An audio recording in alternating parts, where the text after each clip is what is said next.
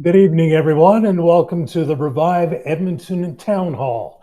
My name is Scott Johnson, and I'll be moderating tonight's conversation, part of Raheem Jaffer's citywide listening tour. Before we begin, please note that this session is being recorded. It's part of our effort to build transparency and gather feedback to shape the campaign. And if you're joining us online, we invite you to continue submitting your questions throughout the evening using the chat box on the right hand side of your screen. We'll be monitoring it throughout the session. I'd also like to begin with a land acknowledgement. We're gathered on Treaty 6 territory, the traditional land of the Cree, Saulteaux, Blackfoot, Métis, and Dakota Sioux. We honor the Indigenous communities who have cared for this land for generations and recognize their ongoing contributions to the city of Edmonton. So now let's begin an honest conversation about how we can revive the city for all of Edmonton.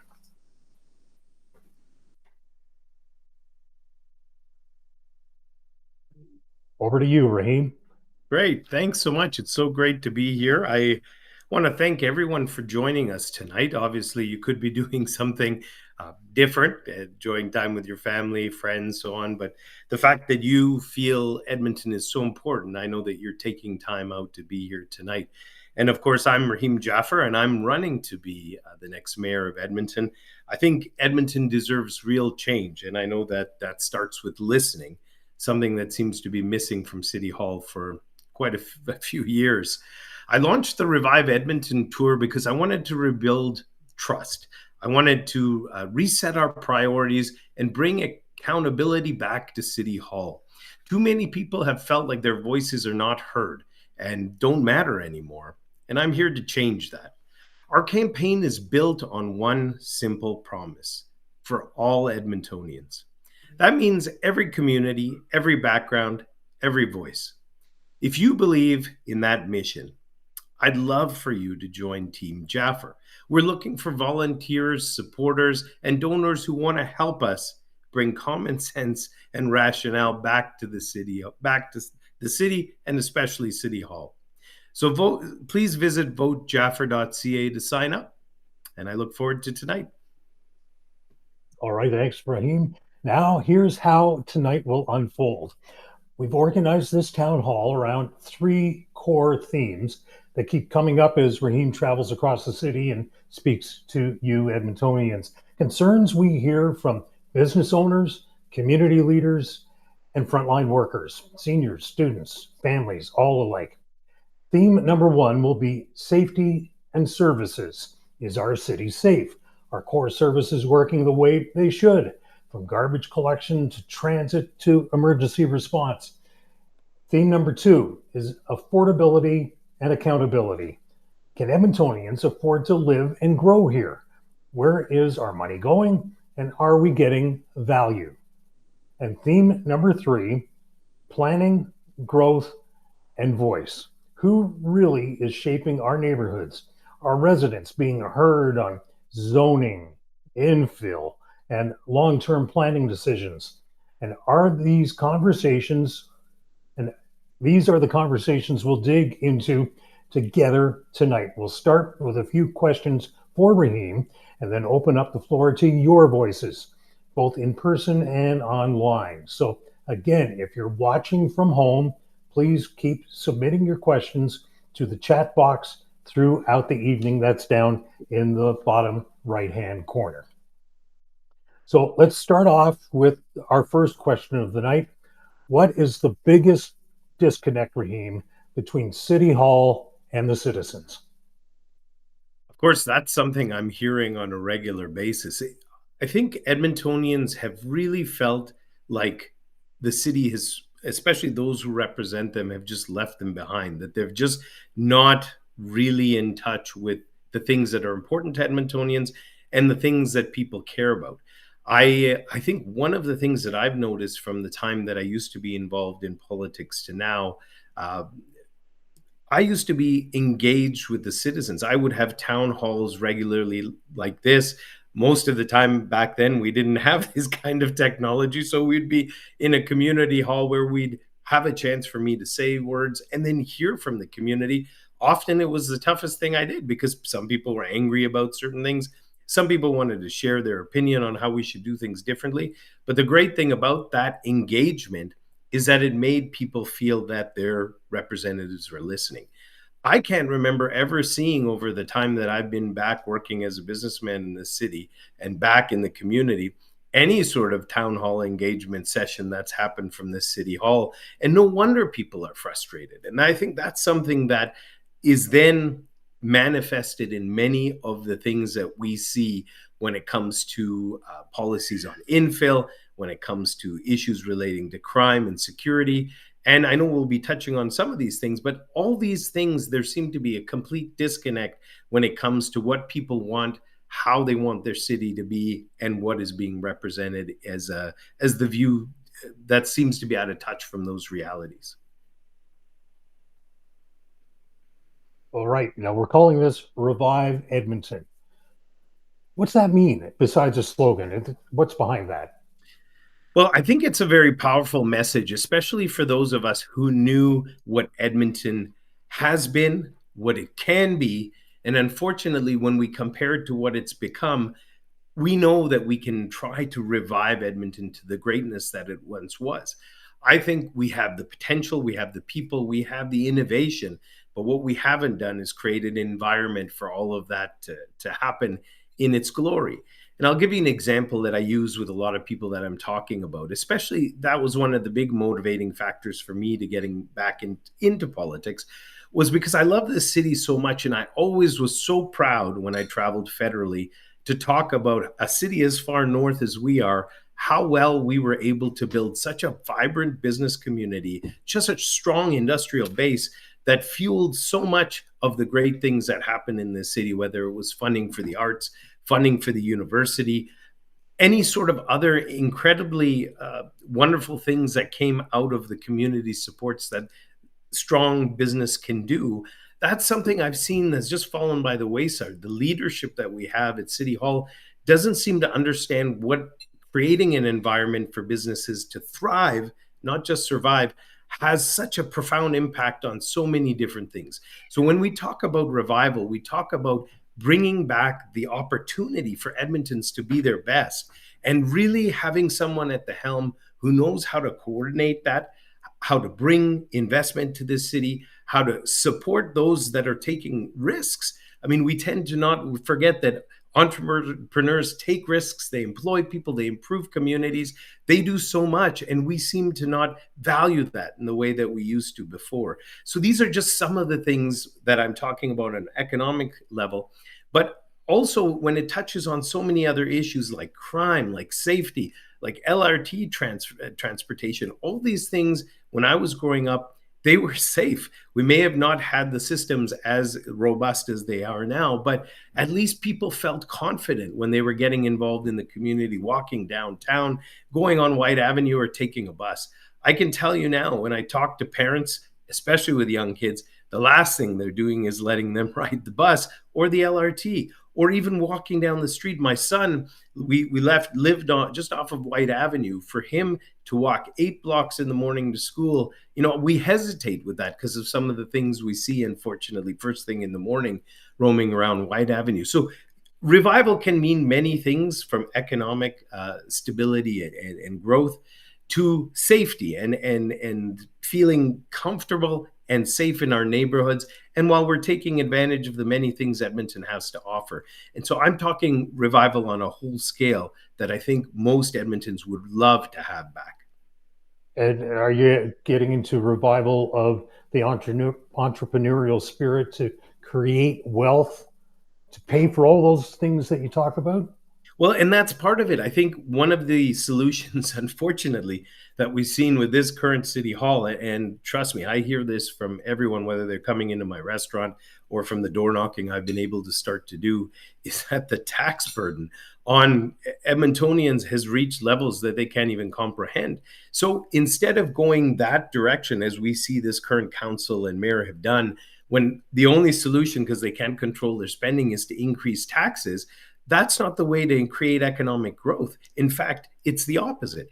If you're able to lower taxes, if you're able to reduce red tape, if you're able to create the environment, as I said, to attract business, you're going to increase jobs, you're going to increase the tax base, you're going to increase productivity, and all those things are going to add to the city's revenue. You don't just have to keep squeezing the existing tax base because of your failure to create an environment for success. So that's clearly part of it as well. Is there's so many ways to be able to do that because we have the potential. As I said, I've always been so proud of the innovative skills of Edmontonians and that entrepreneurial spirit.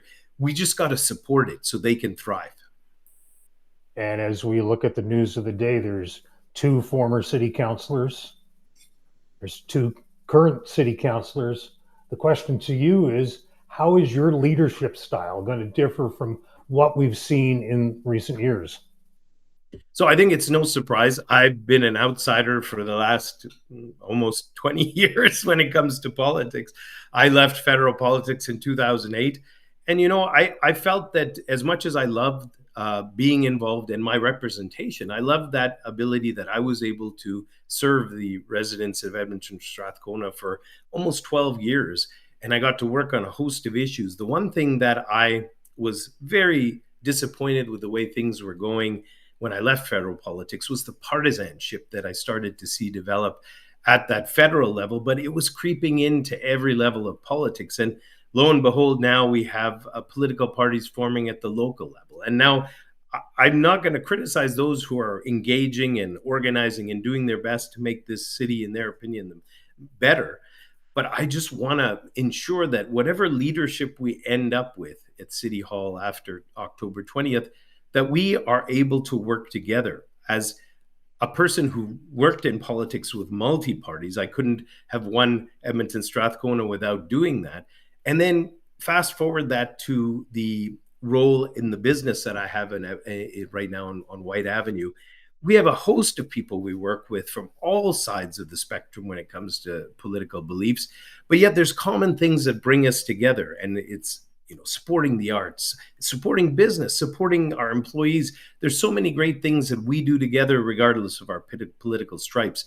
That's something that I feel has to be maintained in City Hall, and myself, I believe as a mayor, can bring those different groups together. I believe I can work together with whoever citizens in the city decide they want to send to City Hall. But I think one of the key things that this speaks to is your question, Scott, which I don't really see the choices that we have as distinctly different in bringing in different views and a different experience, because they all come from within the inside of Edmonton politics over the last 20 years. And that's something that people want so desperately to change. So I think when it comes to somebody who brings a brand new perspective, whose actual business experience every day on the ground, having to deal with the challenges that we all who are in business in this city have to face, which unfortunately are so greater than just their own businesses now. All these things focus on my theme of revival that I bring to the table. While unfortunately, as I've said it in a few other things, those who have been there and managed the decline that we've seen, they want a promotion. And that's something that I think Edmontonians are ready to say, no, stop, enough is enough. I would rather choose revival. How do you revive the partisanship that you talked about? And I mean, different level of government, you'd call it reaching across the aisle. How do you go about doing that? How do you get that message out to get everybody working together to get the economy going, to get things paid for, get Edmonton going again? I can only speak to an example that I can demonstrate, hopefully, some sort of level of that kind of spirit of cooperation. Now, granted, this was in a political party, and I'm not going to hide that. I mean, I was representing a political party, the Conservative Party at the time, when I was caucus chair. But we had I think it was over 200 members in a room every Wednesday, which I had to preside a meeting for 3 hours and ensure that people were hopefully on the same page, because we had a lot of information to cover from coast to coast. The work that I had to do behind the scenes from week to week with meeting with caucus members, with meeting with senators, meeting with all the different interests that would make up our party. And let's face it, even though you join a political party, maybe you're lucky to share about 30% of the same views, and then the other 70% you're often fighting because people aren't on the same page. I had to manage that in a way that I would bring people together. And there were some tough debates. There were some people angry with the prime minister or angry with some other issue. And I had to ensure that they were heard and their voices were managed, and they were able to feel like they were contributing and that the prime minister and other leadership would respond to those concerns. It's no different at City Hall. The only great thing is I don't have to manage 200 people. We're talking about 12 or 11. And that's why it blows my mind that you can't see the civility in the City Hall with just that many people. And yet we could do that and pull it off in a much bigger room, much bigger players. So I think that if I can take that experience as I do every day in my business of working with different people, the way I worked politically with the different interests, and bring them together so we can find common ground, I think respect is a big part of that. You have to respect, even if you're on different views, the people that you're working with. You may not like what they have to say, and quite frankly, you don't even have to like them, but you have to respect them because they're there. They're part of the team of Edmonton. Whoever those wards decide to send to City Hall, they're part of Team Edmonton. And like I said, for me, that's very important. I respect that, and I would work with that and make it a real priority for myself to be able to coordinate with all those different interests. All right. Well, if you're feeling inspired, you could always visit votejaffer.ca. You can volunteer, grab a lawn sign, perhaps dig into your pocket because these campaigns are expensive. We need every 10 bucks, 20 bucks, whatever you can afford to help us out because we want to revive Edmonton and get that message out there. So we'll now move on to the real reason we're here, and that's to hear from you. Get this discussion going. Again, on the bottom right-hand corner, you can submit a question and join us on this online chat. And the topics we'll be discussing: public safety, city services, infill, frustration. That's a bit, that'll get us going all night. And governance concerns. So why don't we start, Raheem, with public safety and the steps you want to see everyone take in the emergency services, police, fire, working with the province, how to improve that, how to get it going in a better way. So there are a few steps that I'll try to touch on, and I hope I'm able to respond to some of the concerns that are raised in the questions for sure.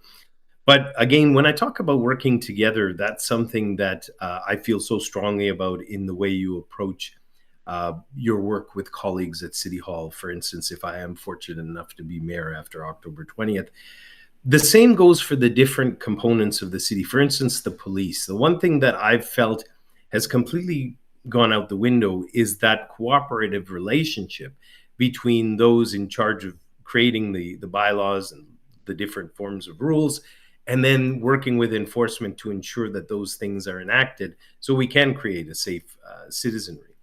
I think one of the worst things that I've ever seen evolve, I understand the frustration that it comes from, but this idea of defunding the police makes absolutely no sense to me because you still need some sort of an authority to keep laws in place, enforce tough things sometimes, and ensure that there's safety at a certain level in a city, for instance, like, of course, Edmonton. I've seen that relationship between the police and the councillors, in particular, and the mayor. It was completely dwindling over the last number of years, and hence the police felt that they were not backed up by the council. The council, some of them were talking about defunding the police. You have to be able to speak on one voice, and where you have problems come up, because clearly there are going to be problems with enforcement. It's not an easy job. The police have one of the toughest jobs in the world when it comes to putting their lives on the line and trying to keep order in a city. You have to be able to back them up when they're taking tough stands sometimes and dealing with the stuff that none of us want to deal with. And obviously, when there's problems, you have to look at ways to improve the service through community policing, through cultural sensitivity training, through a number of ways that I've already seen huge improvements in the police force over the last number of decades since I was back in the day when I was representing the city. And so, how do we continue to build with that? Because I think one of the things I know that worked really well in Strathcona and Old Strathcona, for instance, was the community policing model where you had people and boots on the ground all the time, all parts of the day and night, which created a presence that was of deterrence when it came to crimes maybe being contemplated, other behavior that probably none of us would engage in or condone. This sort of presence creates a huge deterrence and creates safety. But again, it has to be in check. You have to work together. You have to ensure that when things go wrong, you can address them in a logical and constructive way to make improvements. I know now, for instance, I'll give you a crazy example. You wouldn't even believe this unless you take the time to stop and talk to some of these people who are committing property damage. Some of it is related to drug use, some of it is just mischief. But you talk to these guys, and as I have, because we've had stuff broken in front of our restaurant, colleagues of mine have had windows broken. And in fact, they say, well, we know we can do this because we know no one's going to do anything about it. That's amazing, that kind of brash attitude from those who are perpetuating crimes in society, to understand that they won't even have any consequences. Those who commit crimes, we still have to be able to have some accountability for their actions. There's some people who need help, there's no doubt about it. But here's another thing that needs to happen alongside the police when it comes to leadership at City Hall. If we want to have an enforcement strategy that works effectively, we have to be able to coordinate with the different levels of government, namely the provincial government, because enforcement is one part of it, but then the justice side is the other. And right now, I know that in City Hall, the mayor's office can't even go across to the legislature and meet with the premier to talk about how they can get on the same page on some of these issues. There's a complete failure of leadership when it comes to this, and hence we don't have that sort of safety issue being addressed in a comprehensive way. So that's something that I hope to change. I think that's a solution in coordinating more effectively with the police, with the province. And then finally, one of the things that I hear, as I mentioned in my opening remarks, the idea of the transit. We have huge problems where people are not feeling confident or comfortable in supporting their transit. Some are obviously still having to do that. It's their only means of transportation. But I can tell you, one of my staff who's in her 50s, she's been with me for almost 2 years, 3 years, I think. She's great, lovable young, great lovable lady, and she has to rely on public transportation. She tells me she's scared every time she gets on the bus because she's paid for her ticket. She's bought her bus pass. She gets on, and without fail, there'll be someone just let on the bus who obviously has not paid for their ticket, often disruptive, often not very kind to other people on the bus.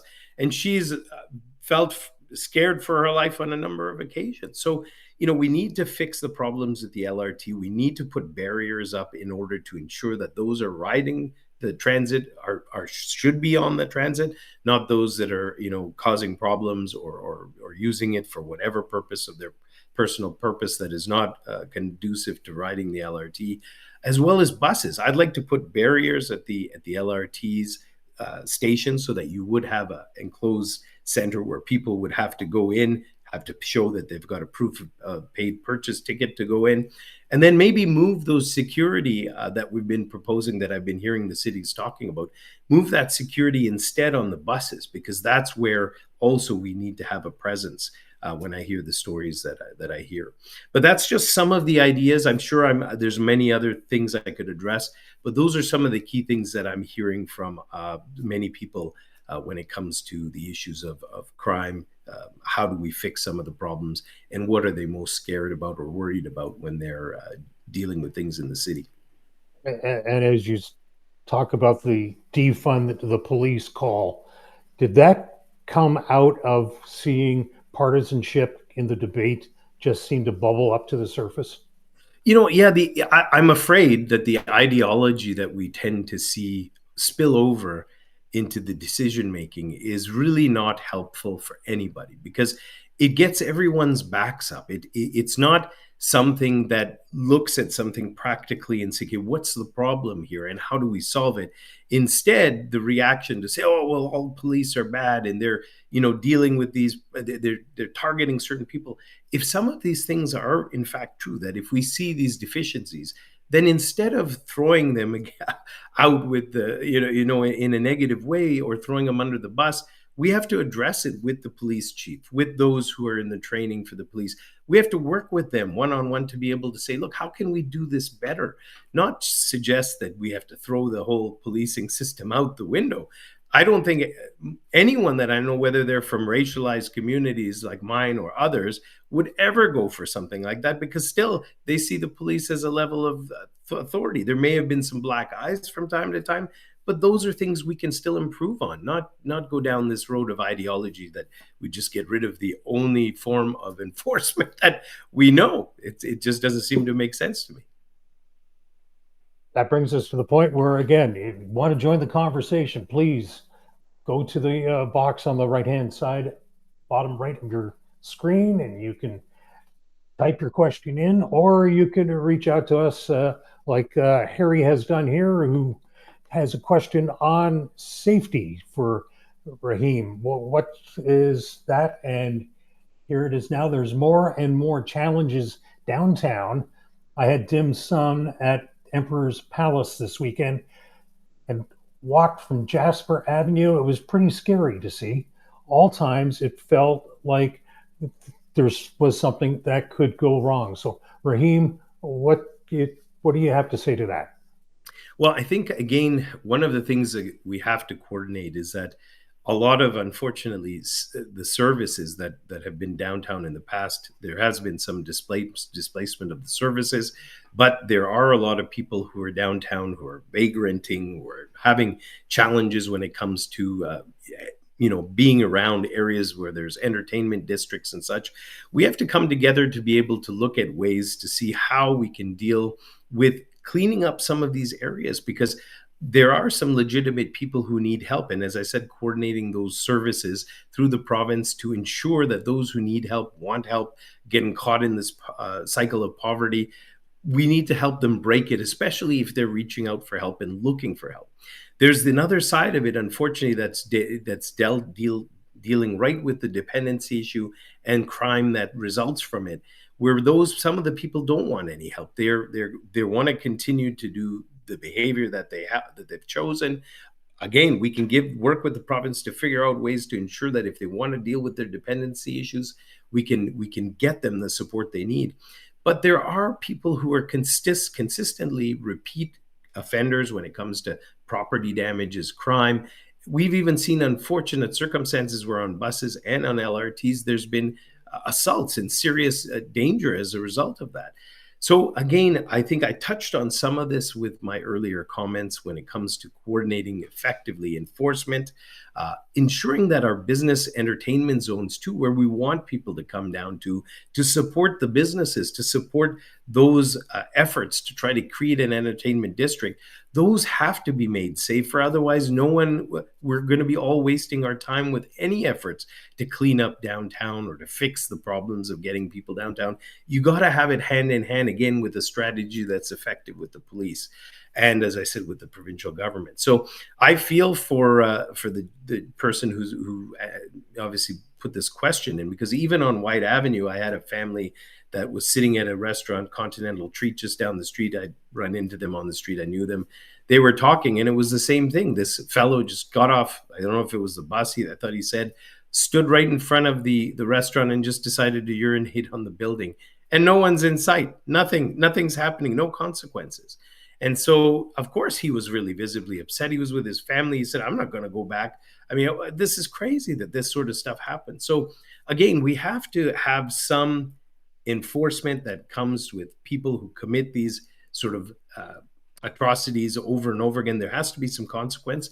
But those that need help, we have to also help them get out of this situation so we can clean up these areas and have people come back, support those businesses and support the parts of the city that unfortunately have had the worst decline over the last decade.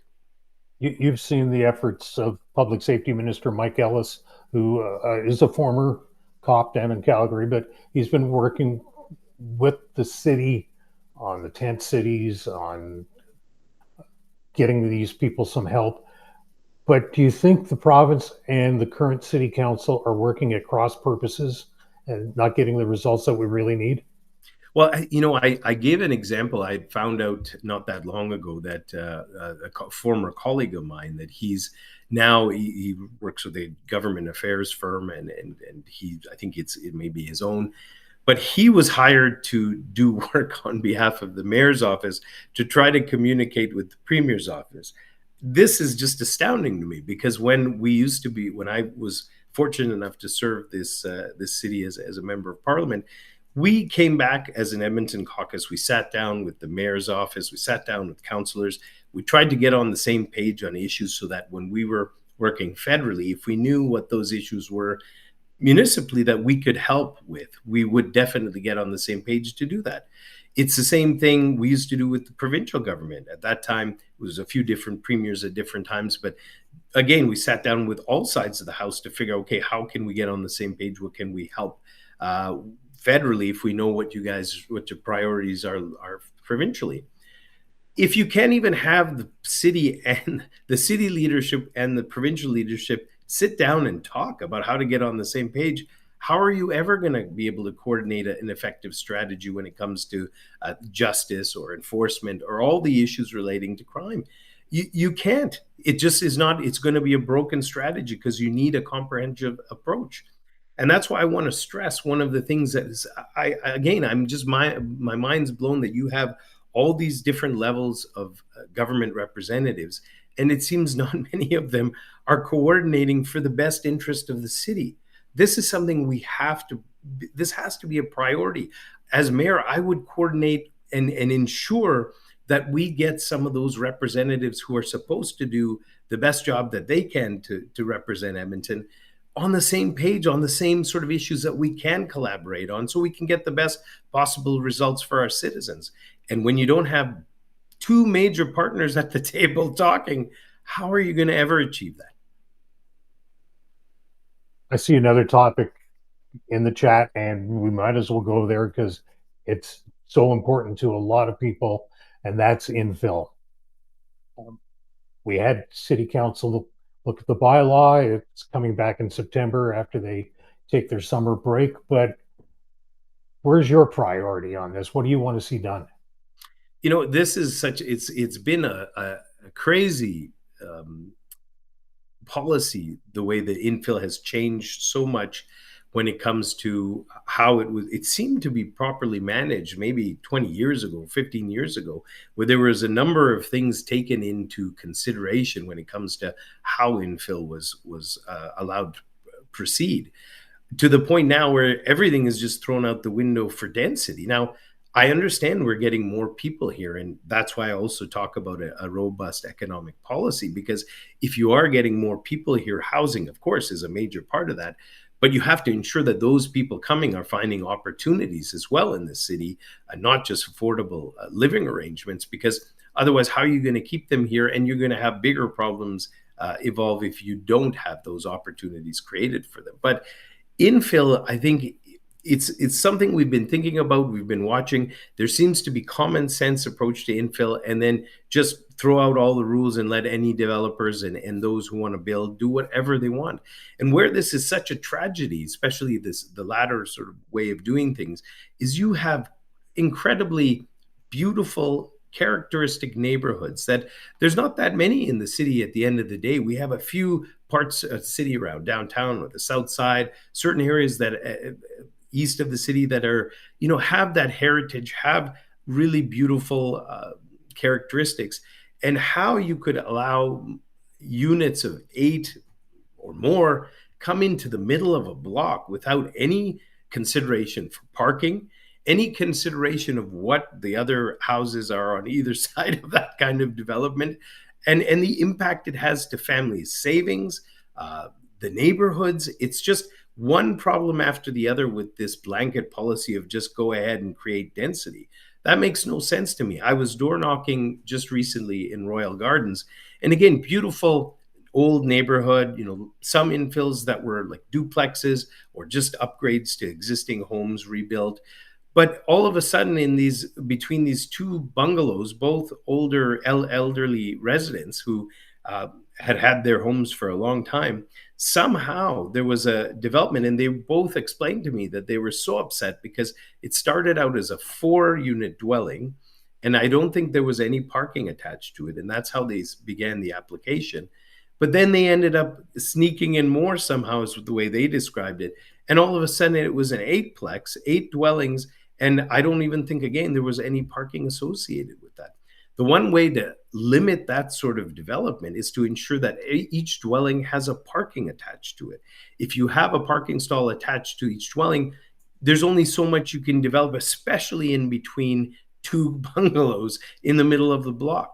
Where it makes sense to be able to build a bigger density, whether it's on a corner lot, there's a lot of other places in the city that I drive around and see it's being underutilized. Some of it's provincial in cooperation with the city. There's creative ideas we can come up with to build more density and maybe even put some incentive in place to do that. But we have to stop this ludicrous sort of policy of just allowing density to pop up everywhere. I didn't even tell you the story of my friend in Garneau, who, again, character neighborhood, all single family homes, really close to the university, but still the nature of that Garneau neighborhood was just wonderful. And people knew each other. There've been families there for years.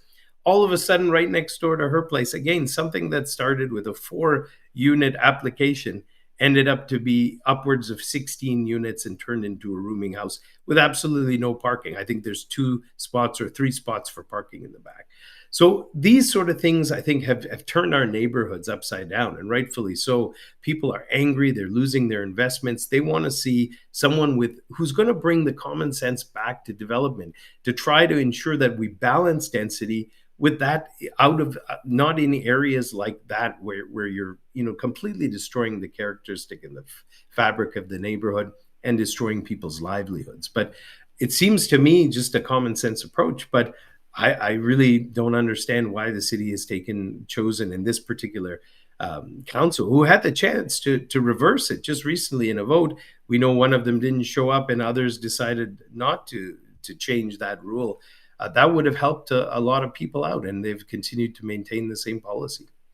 And you didn't even touch on the pipes under the ground, the water distribution system, and wastewater. And our friends in Calgary know that pipes are not sexy, but they sure get your attention when they burst and cause all kinds of havoc. What's your message to administration about, are we really in a position to do this, or should we not try to be forcing a square peg into a round hole? Well, I would stop this and repeal, the current zoning bylaw that has allowed just the freedom for any crazy development. Because you're absolutely right. I believe Edmonton already is facing, from what I'm understanding, of course, I'm not as close to all the information as the current councillors are, but I know I would be pretty worried and embarrassed had I had the same track record to know what our infrastructure deficit must be in this city, because we see a lot of big projects like the LRT, we see upgrades to bridges, we see a few other things that have really been sort of all over the place in massive projects that cause huge problems with congestion and traffic flow and so on. But in these neighborhoods where we know there has not been often any upgrades when it comes to infrastructure, when it comes to the pipes, when it comes to the sewage, when it comes to many water lines, all these things are major issues that Edmonton is facing for improving its infrastructure anyway. And you're right, when you add, as I heard from our neighbors in Royal Gardens and some other places as well, when you add that kind of density to the existing infrastructure, it's only going to put more pressure on all of that aged infrastructure to begin with. So you have to ensure that if you're going to do and allow something like this crazy that they have done for development, that there should be some upgrades that the developers and others should be involved with in sharing, in improving those particular the infrastructure in those particular areas. But like I said, I think it also comes down to managing it better. We shouldn't be allowing these large developments in the middle of city blocks that are really old to begin with. It, other than a duplex, it doesn't really make sense to me. There's lots of other places to look for development where you can also increase and improve the infrastructure at the same time when you build the project. We kicked off tonight talking about wealth creation, and it was a few years ago that lawyer Saul Rollinger was talking about down in Rossdale some condos and building that area up, which his point was you can put it in there where there is the space. He was even talking about a canal that would freeze over in the winter and you could skate on it, like, you know, almost taking you back to your days on Parliament Hill. But what's your vision for some of the pockets of land around the city that there is room to build up and get that density? Yeah, I would like to explore a few ideas. I've recently come to learn more about a co-op housing model that the BC government has put in place with mostly private sector management of co-op housing, development of co-op housing, and then the third aspect, which is about ensuring the infrastructure continues to be maintained and improved. It's a model that's worth exploring for Edmonton because we do have some opportunities here where the city can work to ensure if we want to create affordable housing. There's land that I've seen where the province might have current ownership on, but it's obviously in the city. And the buildings are sitting vacant right in urban areas with a lot of space. We should be actually engaging the province, engaging other stakeholders to see how we can utilize this, whether it's looking at exploring this co op model or just taking this aging infrastructure that's crumbling and looking at ways to be able to create opportunities on those. I'm talking about in particular that provincial land that's right in the center of just south of Jasper Avenue before you get to the high level bridge.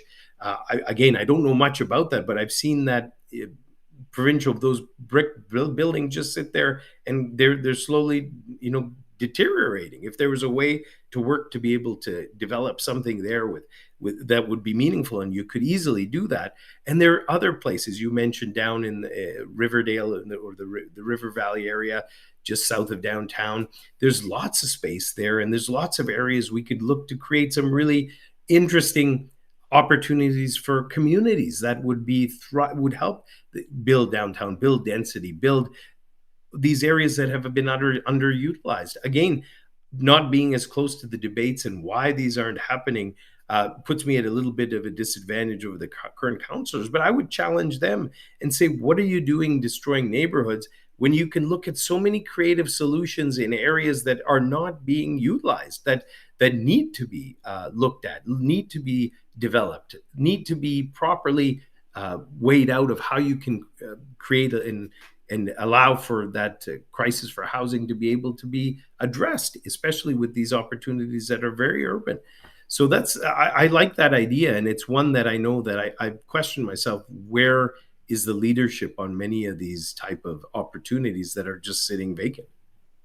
I'll ask this question as we wait for those watching this to submit their questions by going to the box and typing in what you've got to say for your questions in the bottom right hand corner. But Raheem, are you a trader? Are you somebody that can do some land swaps with the province and with the federal government who own land in various pockets around the city and consolidate parcels large enough that you can put something substantial in there?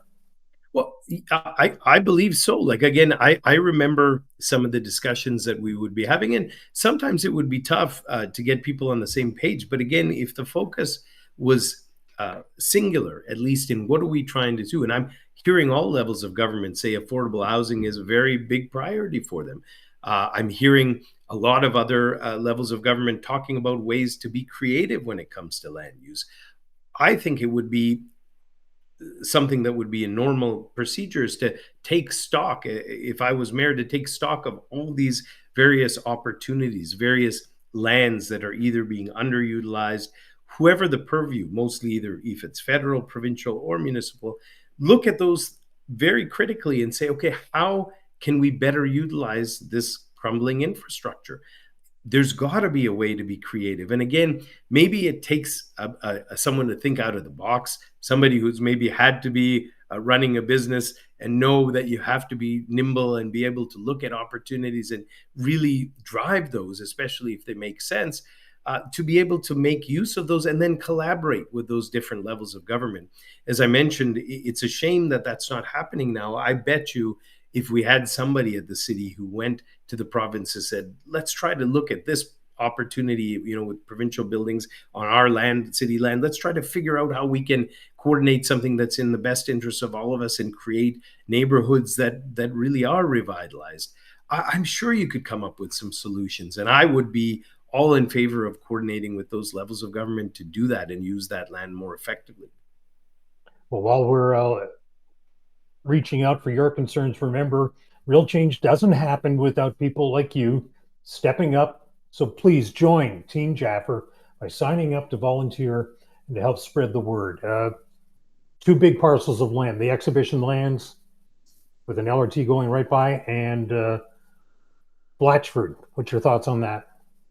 Well, I'll start with the exhibition lens. I'm so disappointed that it's just what used to be when I was a kid a thriving area, right? When you had the arena, you had the hotel, you had Northlands. Always things were going on.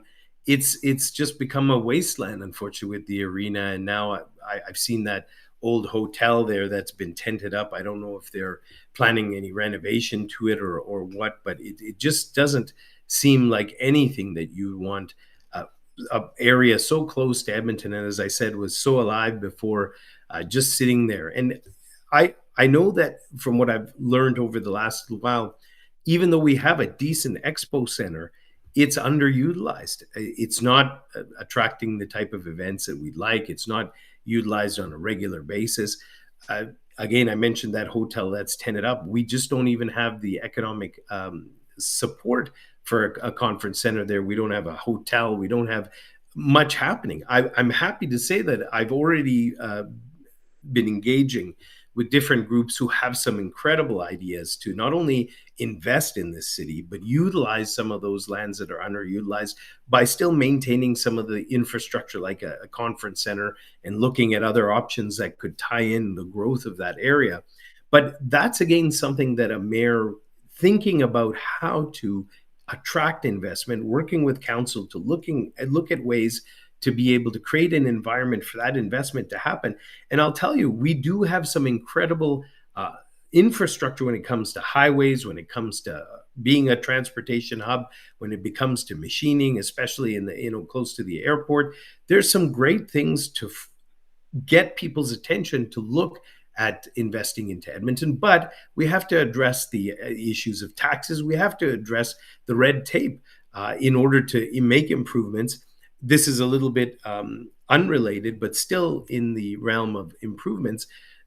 Just close by to my restaurant, there's a fellow, this family owns a liquor store. They have some apartments above. It's a really old building, and he comes in to see me sometimes. We chat. He put a proposal together where they were going to knock down that old building, build something new, add more residential, upgrade everything, including, he was saying, even some of the sewer upgrades and things that he was prepared to do. But by the time he got to the point where all the process of the permitting would have to get done, he said before putting a shovel in the ground, he would have to spend $80,000 on his own property to get permits to build something that the city would only generate more revenue from because it would be a brand new property.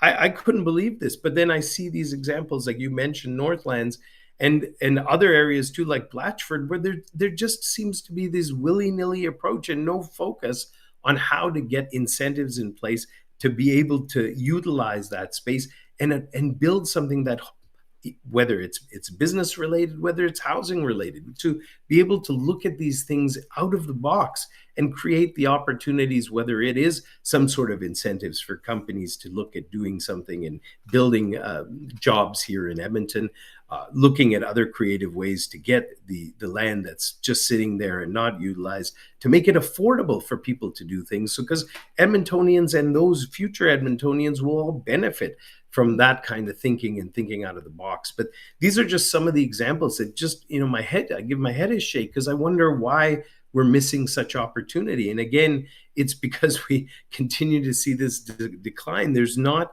the vision to be able to say, well, what can we do now in order to prepare for bigger growth and attract more investment and do the things that need to be done that sometimes are out of the box, but will have huge impacts on future generations, like my son, who loves this city, who's 14-year-old and wants to stay here and wants to make his future in Edmonton. We're doing a great disservice to that generation because we're not thinking out of the box to create these opportunities like we used to. You can submit a question as Richard Skirmer has done. Richard writes, City Center Mall is now dead. We have no high-end retail. What can we do to get patrons back downtown when employees can work from home right now? So that's a great example of unfortunately, decline. When I talk about revival, it's about, I remember that city center was the place to go downtown. Like, you'd go there, shop there, meet friends there, go to a movie there. Friends would sometimes stay there because it was a happening place. I can't even understand, or I would have never imagined that it would go into receivership, and that we don't have a thriving center downtown like that anymore. It's just beyond me. I'll give you another example. Right next door, Manulife Place, there's going to be a new change in ownership there from some of the people that I've learned who are taking over that building. And I recently spoke to them about their investment and what their reason was to come in and buy that property here in Edmonton, and what attracted that investment here. And they said, look, they see huge potential in Edmonton.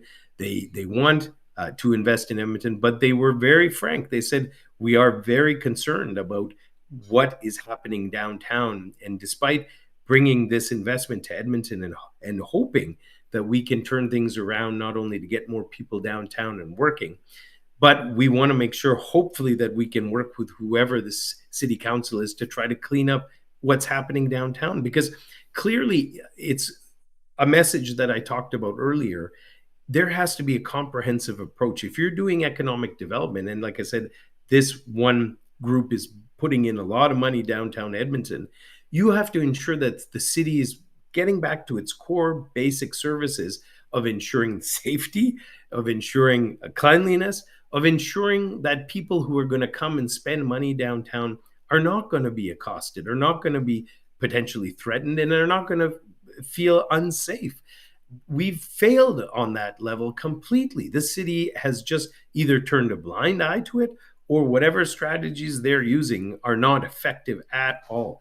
And to have a major group that's putting that kind of money in and saying we're very concerned about the future and what's going to happen, even though we believe in Edmonton, that's a wake-up call. We could attract more businesses like that to invest, but we have to do something about cleaning up the downtown, White Avenue, all the entertainment districts that I talk about. And it's not going to be easy. Some of these things are going to get people upset, but look, we have to ask ourselves, what kind of city do we want to have? And I remember, even though we always had challenges, we never had it out on the street where people are doing drugs or breaking things or committing crimes and there's no consequences. This is something that needs to change, and I can't stress it more, because I hear it every day. Even people that come to my restaurant are scared often because they've seen things that really makes it tough for them to decide to come and support the local business. Not to mention parking, which is another crazy thing. As you know, we want to relax all that parking so people will come out and make it easier for them to support the businesses. But we have to do something to clean up the downtown, and then I will guarantee you that will change the whole attitude that people may have to invest downtown. And you won't have a beautiful building like city center completely empty, because why would any retailers take any risk? And I know there's other factors like online shopping, everything else, but let's face it, we still see people go out to all the festivals in Edmonton. They don't watch them from online. We still see people take part in their cultural communities. They don't just do it from online at home. People still want to interact. They want to be a part of something. They want to see growth and success, and they want to support that. They don't see that right now. And hence we have these outcomes like City Center going into receivership, which breaks my heart. It's been a couple of weeks since you laid that first campaign plank down about the parking. What have you heard since then? How's the reaction? I was amazed at what some seemed as something as so small as a policy point be resonate with so many people. And again, it's because I think one of the things that I'm very fortunate to have being in a retail business is that connection that so many potential candidates for mayor or city council do not have. They don't have that connection with people on the ground every day telling them what's important and what they're upset about. um, I was shocked to see how many people were excited that they could go and not have to worry about parking and what where they're going to try to go, and how much they have to pay and then have to rush back every 2 hours. If you can change the parking as we've suggested to, eliminate it on Sundays after 5, have it free, cut back the cost to what it used to be at 250 an hour. I think just that little bit, you should see how many people are saying, "Oh, that would make life so much easier." The only other thing is the parking apps. I'll tell you, on two separate occasions, yesterday and today, I had to help two elderly couples who came into my restaurant and were getting frustrated. They were going to leave. I helped them because they couldn't figure out this app. They couldn't put the information in, and the lady just turned to me and said, "Oh, well, thank you so much, but why can't they just make it easier? I've got a pocket full of change. I'd be happy to pay for me parking." So, I mean, there's a few things we've addressed in our platform, and that's to bring something back to make it easier for those who are older and maybe don't use the technologies that all of us are using. Why should we shut them out from enjoying what the city has to offer? And then, secondly, making it more reasonable, making it more accessible, making it more affordable. That sort of thing. I know people, and I know that they will support businesses with small changes like that, make all the difference. And that's what we want. We want our businesses to thrive, and we want people to get out and support them. Parking is just one service. And why don't we move on to the next topic, which is city services? There's snow removal, there's cutting grass, there's weed control. What's a priority for you? What do you want to see revived and make Edmonton look more beautiful? Well, I think, one of the things we will be talking about shortly is some of the issues relating to some of the policies that were taken on mosquitoes, on dandelions. These sort of things are things that, are real irritant. There's lots of things that come as byproducts of some of the especially mosquitoes and dandelions. We have to revisit how we can maybe manage that better, because there's been absolutely no process to try to manage that. When it comes to snow removal and street repair, I don't think, in all of my history, and Edmonton's always had the challenge with roads. We're one of the, we're a northern city. We have a lot of extreme temperatures. So, of course, our roads get beat up. But I just haven't seen the condition of our roads as bad that I can ever remember as they are now. I don't think there's any comprehensive approach as to how to properly attack various parts of infrastructure in the city and get back to the basics of how to do it. You talked about snow removal. I can tell you how frustrating being on White Avenue going to work and seeing an old lady or an old person trying to walk down the sidewalk in the snow and almost falling over, and yet the bike lanes are totally plowed and no one is walking or no one's riding their bikes on them. So, I mean, I noticed that some people got smart and said, "Well, we'll just walk on the bike lane since the roads and the sidewalks are completely covered in snow." But again, it speaks to the lack of the ability of the city to manage its affairs effectively. Someone said, to me, "Well, how are you going to manage things when it comes to if there's issues with spending?" You've talked about there's a spending problem, not a revenue problem. But ideally, you have to get back to the basics of what a city does. In our constitution, we have the roles and responsibilities of the federal government, of the provincial government.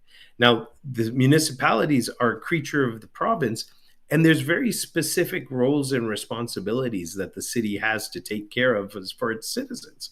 I would bet you, and I know about some of them already, but I hazard a guess that there's so much more spending outside of that scope of the basic services, whether it's snow removal, road repair, garbage, infrastructure. There is so much more that the city is trying to do that's outside of their purview of spending, which only adds to the cost in the bottom line and the deficit that we see growing all the time in the city. And unfortunately, we haven't seen balanced budgets in this city for quite some time. I mean, getting back to those basics and doing them well and getting out of the business of all the other things that we shouldn't be in is something that I would make a huge priority, because again, you're asking Edmontonians to pay record high property taxes. They've been hit 2 years in a row with record increases in property taxes, and if you ask any of them, what kind are they getting the services back that they feel that they're paying for? I would hazard the guess that 95% of Edmontonians would tell you they are just at wit's end with how much they're paying and what services they're getting back. So we need to get to the basics of back to the basics of what a city should do it well, and even look. I'm looking at exploring how we can freeze property taxes. I would like to in the future, obviously, bring them down, because again, people have their values haven't even caught up to some of the levels of property taxes that they're paying. So we need a reset on all of this, and we need to get back to the core responsibilities that a city would be managing, and get out of the business of what it shouldn't be in. Did the pendulum swing one way or the other too far? Well, it's again when I spoke earlier about ideology. I think you have to remove yourself from trying to make policy based on grandiose ideology, because you're not going to be able to do the basics of what you're entrusted to do for your citizens if you're trying to do all these big things that a city should not be doing. So ultimately, yes, I think it's about getting back to the focus of doing what we should be doing the best that we can, and for the most effective cost for our citizens. Look, I wish there was a time when in our business, and I know this is just a small example, but how many medium and small businesses are there out there? I would argue those businesses are doing so much more with less today in order to survive and keep their employees and do the things that they have to do. We do it smarter. We're more nimbler than unfortunately government can be. But there's no reason for that. If we had some real leadership at the city level with the vision of how to bring that type of creative energy back, and to be able to really focus on the things we should be doing well, you could achieve, as I've said, unlimited. There's unlimited potential that you can tap into to be able to do that. You have to create that environment for success, and that's something, like I said, it's just seemed to be lost on those that don't get back to the basics of what a city should do and do it well. Our conversation is sort of, as we go from services, has morphed into governance concerns. Um, are we just out of step with the feds, with the province? I recall a couple of state of the city addresses where Mayor Sohi really ripped the provincial government, and I was in municipal affairs at the time, and it got kind of ugly in that instance.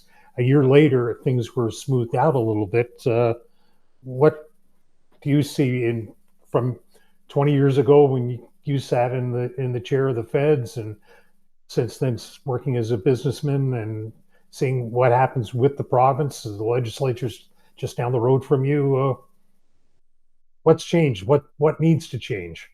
Well, and you pointed to that example with the state of the city, and the previous mayor, obviously maybe criticizing or lambasting whatever it was that happened. But as I mentioned, that kind of leadership style is just not going to be in the best interest of Edmontonians.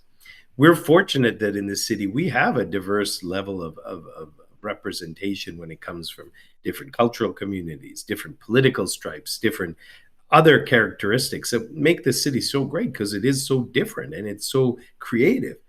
But it comes back again to the basics that your provincial government and municipal government have to be lockstep on so many things in order to achieve the basic services are meant for its citizens. And if you don't have that spirit of cooperation, and let's face it, we're not going to always be able to get on the same page with the province or the federal government. But if those lines of communications are open and perceived to be open and perceived to be in a spirit of cooperation, for the best interest of the voters, because let's face it, there's only one taxpayer, there's only one voter at the end of the day that make up all these different levels of government anyway. We are have an obligation to represent them the best that we can when we're entrusted with leadership. Unfortunately, because there's been that vacuum of leadership, we've seen that constant decline in our city, decline on our streets, decline in our ability to create opportunity here, and decline in the relationships with the other levels of government. And that's something that when we talk about revival, I mean, I've done all these things. I've been able to engage in the different things, whether it's create opportunities by having staff that rely on me to continue to employ them, whether it's continue to make our community better around White Avenue as a business person, or whether it's engage at different levels of government. This has to happen. We have to put the partisanship aside and remember why and who we serve. And maybe that's something that needs to happen. You know, I remember back in the day when you were seen as somebody who wanted to provide public service, it wasn't about the money. It wasn't about the fame or the whatever it is that some people think politics brings. It was really caring about the public and wanting to give something back to your community by providing a public service.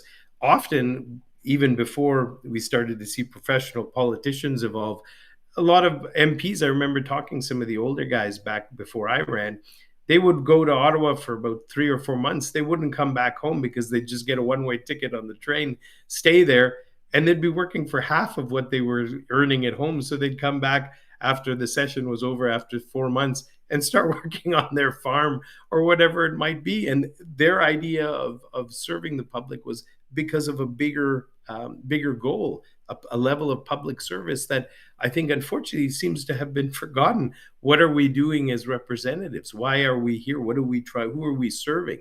It's not ourselves. It's the people that are putting trust in ourselves to do these jobs. That's why I said that it's so important to work in that cooperative spirit. And like I said, it's not easy. Sometimes you're going to get your nose bent out of shape. But again, it's not about our personal egos. It's about the people we represent. And that's what we have to always remember when we are working in whatever capacity the public puts trust in us. Another question on governance has been submitted to us on the chat line. You touched on the revolving door of civic nepotism. Old council keeps coming back. Ex-staffers end up leading quasi-government organizations like Explore Edmonton, Edmonton Unlimited. It's always the same group with the same ideals being recycled into new roles. What can be done to get new blood into the city's inner circle spheres of influence? So how do we revive things? How do we get new voices in there?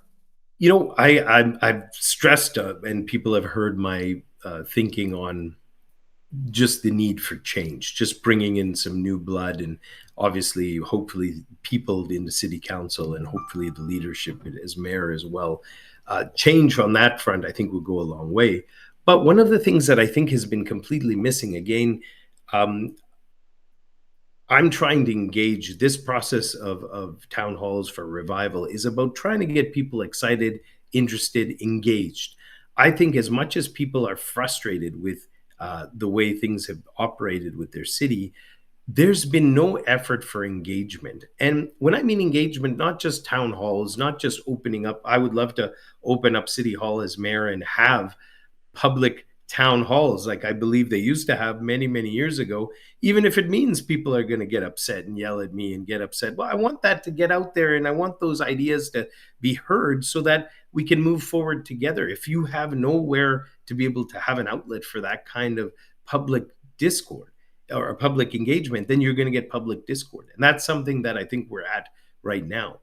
But another way, not just on the level of opening up and allowing for discourse to take place, I would love to have those people who we have some new faces in this race. Like there's other candidates who are also not part of the establishment or the ones that have unfortunately left us in the mess that we're in. I'd like to. Those guys are putting their names on their line on the line to try to make the city better. They've demonstrated a commitment to the city that if I was fortunate enough to become mayor, I would bring them on board in some capacity, whether it's a special advisors to the city, whether it's industrial like business advisors. Like I know that at the past, if I'm not mistaken, there was different advisory groups that were happy to just volunteer their time, and these are leaders in different areas of society, whether it's arts, business, other forms of investment strategies. They would come and advise the mayor on an advisory board that again was all voluntary. They just wanted to give their time, give real life experience and real time experience on some of the positive things, some of the challenges where we could focus attention. And that's such a great way to change and not be as insular as what we've seen City Hall become. We have to reach out to these new groups that want to make Edmonton a great place, and we have to engage them in ways that they'd be willing to invest just because they want to make Edmonton better. So it's one thing about changing the culture that we've seen develop at City Hall, getting new people involved in the new representation there with new ideas and thinking out of the box, but include Edmontonians, include the leaders. I said it earlier, we have such an immense group of talented people in this city at all levels, and we're not engaging them. This leads me to just one other point that I'd like to say that I hope to talk about in the next little while as the campaign really heats up. But when I talk about the decline, I remember as a younger person, not in my teens, although it started as early as elementary school for me, because I still remember the Commonwealth Games and what an impact that had on me as a young person to see Edmonton hosting something so wildly huge, bigger than Edmonton, bigger than the province, bigger than Canada. Like it was huge to have this come into Edmonton, the Commonwealth Games. And then as I continued to grow older, we had the Universiade, we had World Track and Field Games, we had huge events like the Heritage Classic outside. This was later. I can tell Indy. I mean, all these things. Edmonton was punching above its weight on attracting these kind of amazing events to the city, and it had huge impact on its people, including myself as a young person, thinking we could do anything. Can anyone mention one thing in the last like 5 to 10 years? And I know COVID put a big strain on everything then, so that's unfortunate. But really, where are we? We can't seem to attract anything to our city anymore of anything of note compared to some of these type of things that we were attracting in the late 70s and early 80s.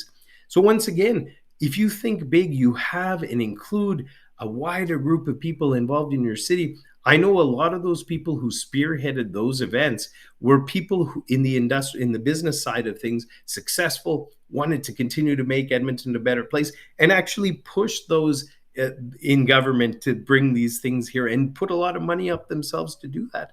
Again, we're completely, out of the realm of seeing any of this happening. And that again speaks to that idea of bringing people and engaging people and having those that have the wherewithal to make really great change in this city a part of that. That was the volunteer spirit. That's right. Yeah. And we still have that. Like you look at the volunteer spirit with our festivals and stuff, there's some amazing people involved. And that's how those festivals have done so well over the years. But like I said, there were those who were really movers and shakers who had the wherewithal to put money up and to do things and to attract things to Edmonton and worked hand in hand with the city and the province. And again, like I said, whether it was the advisory councils or other things that brought fresh blood into the process of the way the city was managing itself, that seems to be missing. Well, as we go down to the final minutes of our chat tonight, let's kind of recap what we've talked about. And there was a lot about public safety, especially on LRT and buses, and even walking around in certain parts of downtown and White Avenue. The pace of infill, you've talked about maybe slowing that down, going to duplexes instead of sixes and eights, and the frustration with the responsiveness from the city, because people have been talking about this for some time, and somehow the message hasn't gotten through completely. That's why we're here to bring forward real solutions for all of Edmonton as we try to revive things. Raheem, as you look to all these issues, maybe your top two or three highlights that you want to really see action taken on. Yeah, I'll mention a couple of them. I just also noticed. I don't know if we missed that one question from Patricia there that just happened to pop up, so I noticed it because one of the things that I was agreeing with her because she said, you know, if there's a change of color current counselors, um, how will you work to get them truly on side and focused on municipal matters? The bureaucracy is going to be a struggle. I think there's no doubt about it. There's been, often I was talking to a group recently at a coffee party, and someone asked me, like, it seems to me that almost the bureaucracy is running things when it comes to the way City Hall is managed. And they weren't wrong. Like, you've almost seen when you see a leadership and cooperation sort of break down, so there's no focused attention on the priorities that need to be moved forward and trying to work together with other councillors to do that. You sometimes have the bureaucracy intervene to try to do what they think is best to keep things moving. So it's almost like an example of the tail wagging the dog. But as I said earlier, one of the things and this ties into your comment or question just now, Scott, one of the big priorities for me is to try to, as I said, remove the partisanship and focus on the priorities that bring people together rather than pulling people apart. And it's easy to do that if you know what your priorities are and what those priorities are that are most important for the citizenry here in Edmonton. So I think we'd be able to deal with trying to bring people together by keeping those priorities focused, and then also ensuring that even those that we're working together on council are heard, are have an outlet to be able to share their views and understand that they may not always get their way, but they'll always have their say. And that's how I believe that it used to work so effectively for me when I was doing work federally. I think I can import that example and that experience to become partners with the other councillors, and then trying to ensure that the bureaucracy falls in line. As long as the councillors and the mayor can work together and pick those priorities and put those together lockstep of issues that they need to move forward on, you'll have the bureaucracy even fall in line, which is something that, like I said, that is missing right now. As a restaurant operator, have you seen where the bureaucracy calls the shots and not the other way around? Oh, I'll tell you of an example I had where, as you know, so many businesses had to pivot when it comes to dealing with survival after COVID. We were no different. We had to change our model. We expanded our service in the evening. We added a little bit of music, and we built a stage, and we kept, as I use the word nimble, we kept nimble in order to keep things viable for us as a business. And we had one complaint with one event that we'd had. Unfortunately, got a little bit loud when we were initially in our initial stages of figuring out how a music program would work in our location. So I had to deal with bylaw enforcement. I had to deal with the city. I actually went to court to try to fight it. Ended up racking up some fines and business penalties because we had to try to fight, because they wanted me to change, and it was something that they claimed wouldn't cost anything, which I was so weary of and suspect of when they said this. But they wanted me, just because we added a stage and have live music once in a while, they wanted me to add a category to my business license that was called live spectators entertainment. And I asked, well, why do I need to add this? Because we don't have live spectator entertainment all the time. It's just something we add on. No, you have to add it. It doesn't cost anything. You just add it. So I went through the process to try to get this added. They wouldn't issue me a new business license. They then sent me to zoning. I had to get my restaurant rezoned because now I have live music. And when I went to them and said, well, what do I have to rezone? the bylaw. They said, "Oh no, it's not zoning. You have to get a development permit." And I'm like, "What? I'm not developing anything. We're already in business. Like we built this stage. We ripped out some seating, and we've just put in a stage. We did cosmetic changes. We didn't add anything else." And the amount of headaches I've gone through with this small issue and how much it cost me, and I still haven't got it resolved. This tells you that how out of whack the whole system is when it comes to dealing with issues within the bureaucracy, and the type of stress they put on people who are just trying to get a business going.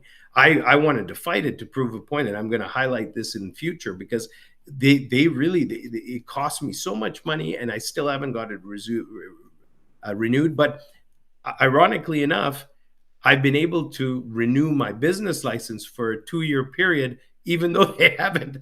They've given me such a hard time on this extension that they wanted me to add.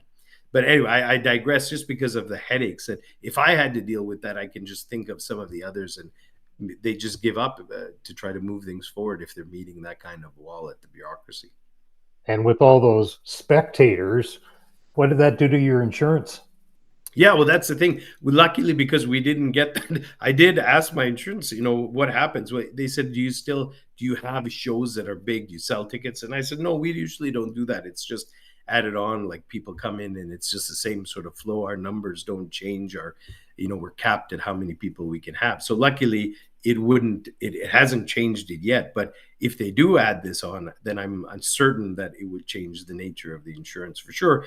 And again, it's not like we have big events where we would need to take on extra insurance. But of course, that would cause a huge complication. You're absolutely right. Okay, one last question, and it was submitted via email before we even got going. So, if you could fix one thing at City Hall, what would it be? Well, there's so many things to fix. It's a tough question, but I think I would go back to it would almost be two things, but it would be the eliminate the partisanship at City Hall. And again, I think that can only be done by leadership, effective leadership, so that so many things can be done more effectively than what we've seen. We've seen a real disservice being done to our citizens because of that partisanship in a place where City Hall should be functioning regardless of what people's views are, what their political stripes are. They should be acting in the best interests of its citizens. So I hope to change that. And again, I've got solutions that I believe, especially in the operational side of how to work together more effectively with other councillors. I believe that I could do that. And then, of course, by having that sort of spirit to really attack that challenge that we see ourselves in because of that decline that I spoke about, of trying to invigorate that potential in the city by doing things at City Hall that help to foster environment for success for those who want to make the city a better place. And that's going to be one of my main focuses. And we'll have plenty of opportunity to talk about that in the days and weeks ahead. October 20th is coming pretty quick. It will. It will. So Yeah. thank you, Yeah. everyone, for tuning Yeah. in tonight. Do you have any final words? I've said so many things, and some things were repetitive again because I feel like I'm so passionate about some of the things I'd like to change.